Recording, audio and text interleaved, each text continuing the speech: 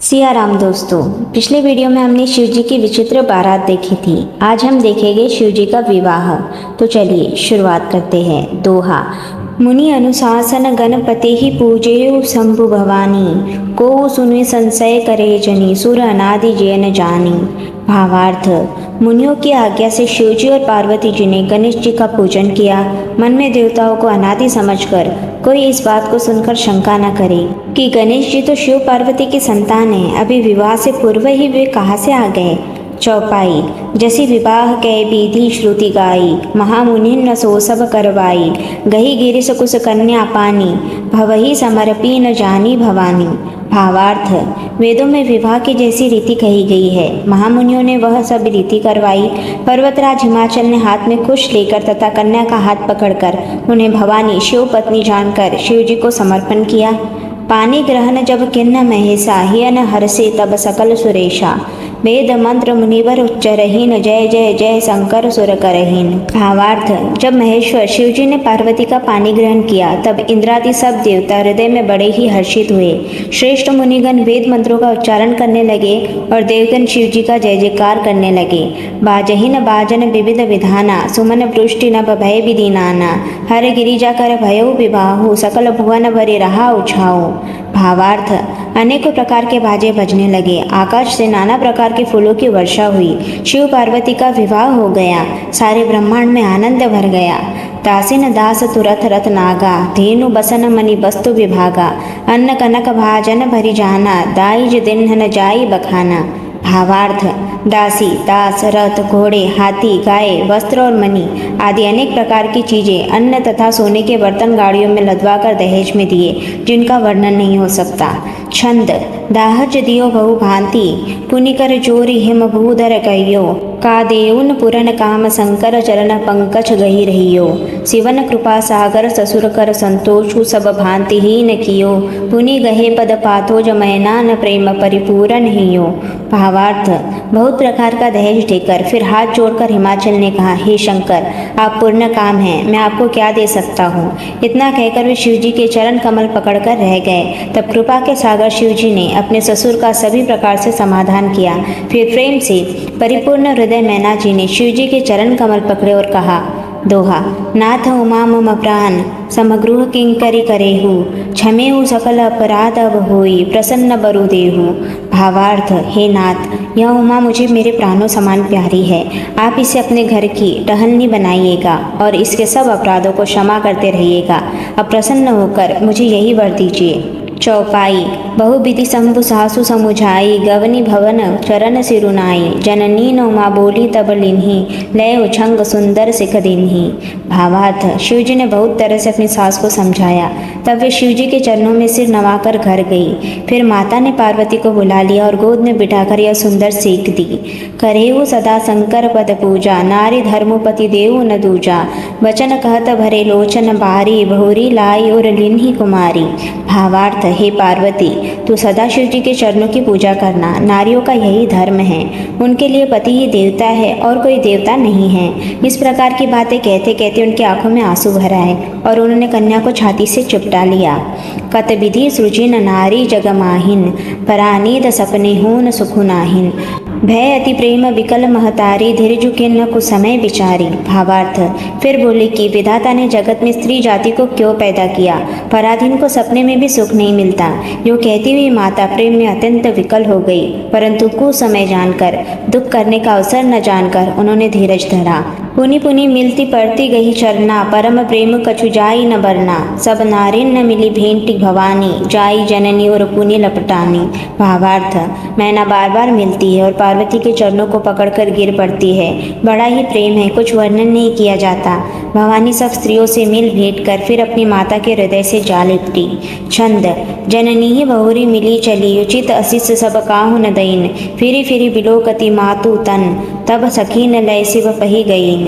जाचक सकल संतोष शंकर उमा सहित भवन चले, सब अमर हर्षे सुमन वर्षे निशान नभ बाजे भले। भावार्थ, पार्वती जी माता से फिर मिलकर चली, सब किसी ने उन्हें योग्य आशीर्वाद दिए। पार्वती जी फिर कर माता की ओर देखती जाती थी। तब सखिया उन्हें शिव जी के पास ले गई। महादेव जी सब याचकों को संतुष्ट कर पार्वती के साथ घर कैलाश को चले। सब देवता प्रसन्न होकर फूलों की वर्षा करने लगे और आकाश में सुंदर नगाड़े बजने लगे। दोहा, चले संग हिमवंतु तब पहुँचावन अति हेतु, विविध भांति परितोषु करी विदा के न वृषकेतु। भावार्थ, तब हिमवान अत्यंत प्रेम से शिव जी को पहुँचाने के लिए साथ चले।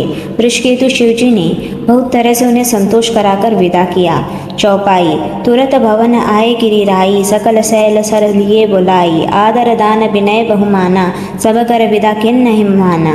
भावार्थ, पर्वतराज हिमाचल तुरंत घर आए और उन्होंने सब पर्वतों और सरोवरों को बुलाया। हिमवान ने आदर दान विनय और बहुत सम्मान पूर्वक सबकी विदाई की।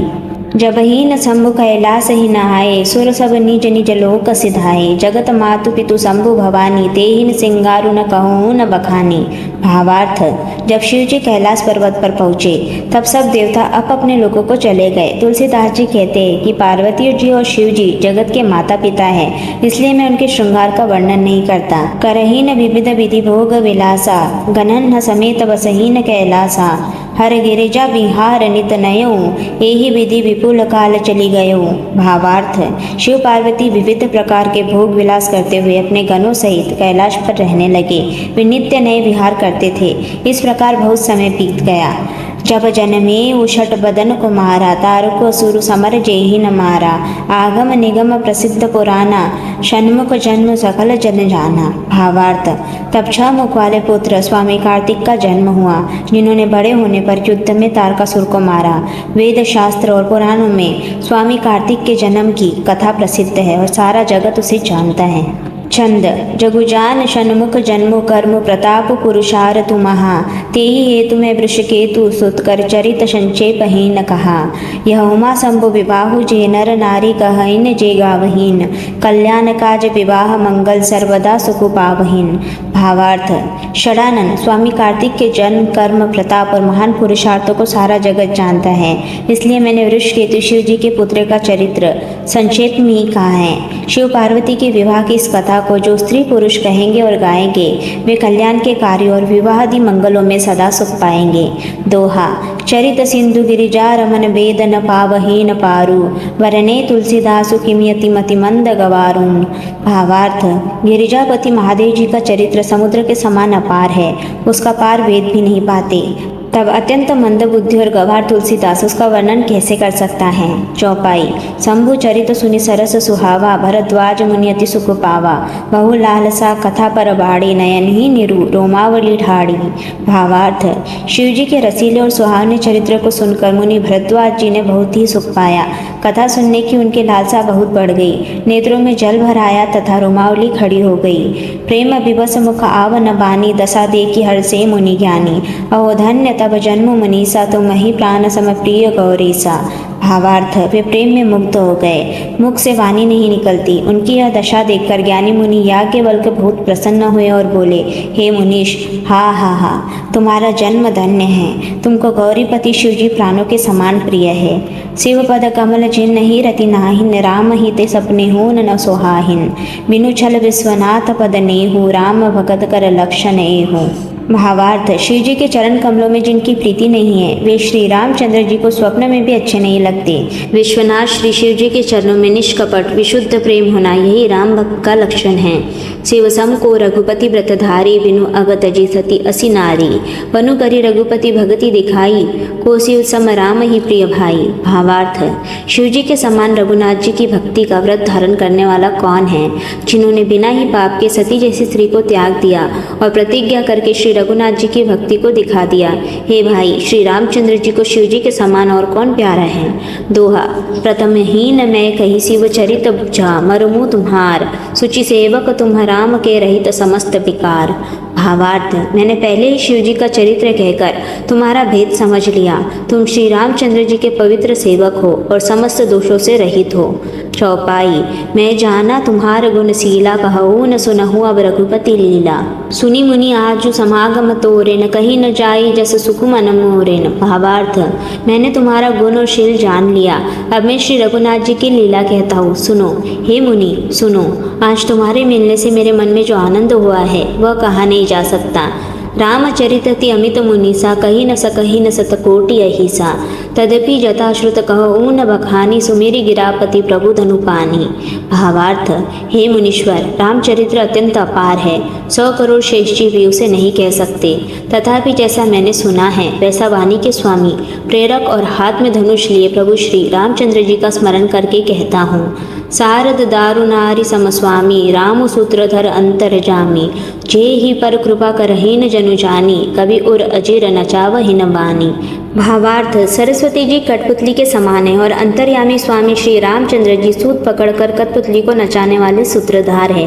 अपना भक्त जानकर जिस कवि पर वे कृपा करते हैं उसके हृदय रूपी आंगन में सरस्वती को वे नचाया करते हैं। प्रणवऊन सोई कृपाल रघुनाथा, वरनऊन विशदतासु गुण गाथा। परम रम्य गिरि बरु कैलासु, सदा जहान शिव उमा निवासु। भावार्थ, उन्हीं कृपालु श्री रघुनाथ जी को मैं प्रणाम करता हूँ और उन्हीं के निर्मल गुणों की कथा कहता हूँ। कैलाश पर्वतों में श्रेष्ठ और बहुत ही रमणीय है, जहाँ शिव पार्वती जी सदा निवास करते हैं। दोहा, सिद्ध तपोधन जोगी जन सुर किन्नर मुनि वृंद, बसहीन तहान सुकृति सकल सेवहीन, शिव सुख कंद। भावार्थ, सिद्ध तपस्वी योगीगण देवता किन्नर और मुनियों के समूह उस पर्वत पर रहते हैं। वे सब बड़े पुण्यात्मा हैं और आनंद कंद श्री महादेव जी की सेवा करते हैं। चौपाई, हरिहर विमुख धर्म रति नाहिन, ते नर तन सपने हुन नहीं न जाहिन। ते ही गिरि पर बट विपट विशाला, नित नूतन सुंदर सब काला। भावार्थ, जो भगवान विष्णु और महादेव जी से विमुख है और जिनके धर्म में प्रीति नहीं है वे लोग स्वप्न में भी वहां नहीं जा सकते। उस पर्वत पर एक विशाल बरगद का पेड़ है जो नित्य नवीन और सब काल 6 ऋतुओं में सुंदर रहता है। त्रिविध समीर सुशीतली छाया, शिव विश्राम विटप श्रुति गाया। एक बार ते ही तर प्रभु गयऊ, तरु बिलो की ओर अति सुख भयऊ। भावार्थ, वहाँ तीनों प्रकार की शीतल मंद और सुगंध वायु बहती रहती है और उसकी छाया बड़ी ठंडी रहती है। वह शिव जी के विश्राम करने का वृक्ष है जिसे वेदों ने गाया है। एक बार प्रभु श्री शिव जी उस वृक्ष के नीचे गए और उसे देखकर उनके हृदय में बहुत आनंद हुआ। निज कर डासी नाग रिपु छाला, बैठे सहजहीन शंभु कृपाला। कुंद इंदु दर गौर शरीरा, भुज प्रलंब परिधन मुनि जीरा। भावार्थ, अपने हाथ से बागंबर बिछाकर कृपाली शिव जी स्वभाव से ही बिना किसी खास प्रयोजन के वहां बैठ गए। कुंद के पुष्प, चंद्रमा और शंख के समान उनका गौर शरीर था। बड़ी लंबी भुजाएं थी और वे मुनियों के से वलकल वस्त्र धारण किए हुए थे। तरुण अरुण अंबुज समचरना, नख दूति भगत हृदय तमहरना। भुजग भूति भूषण त्रिपुरारी, आननु शरद चंद छबिहारी। भावार्थ, उनके चरण नए पूर्ण रूप से खिले हुए लाल कमल के समान थे। नखों की ज्योति भक्तों के हृदय का अंधकार हरने वाली थी। साप और भस्म ही उनके भूषण थे और उन त्रिपुरासुर के शत्रु शिव जी का मुख शरद पूर्णिमा के चंद्रमा की शोभा को भी हरने वाला, फीकी करने वाला था। दोस्तों, यहाँ पर हम विश्राम लेते हैं। जल्दी मिलते हैं अगले वीडियो में। उससे पहले अगर आपको ये वीडियो अच्छी लगी हो तो वीडियो को लाइक और शेयर ज़रूर कर दीजिए और चैनल को सब्सक्राइब भी कीजिए।